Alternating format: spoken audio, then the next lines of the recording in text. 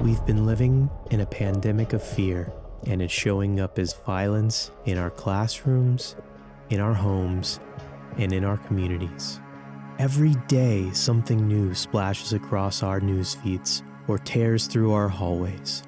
Harassment, road rage, abuse, bullying, political threats, shootings, assault. We've been conditioned to believe anger is the enemy. It's not.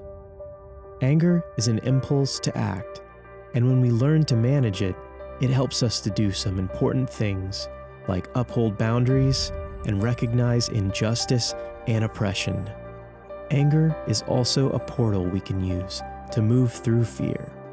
Our society is stuck in a quagmire of fear since the pandemic, and it's breaking through as an increase in anger, rage, and violent acts.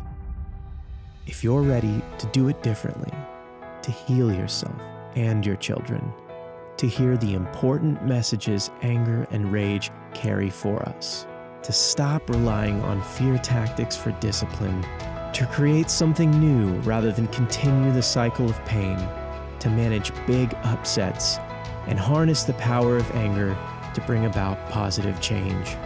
Then join us at Anger and Rage, understanding and responding to reactive violence.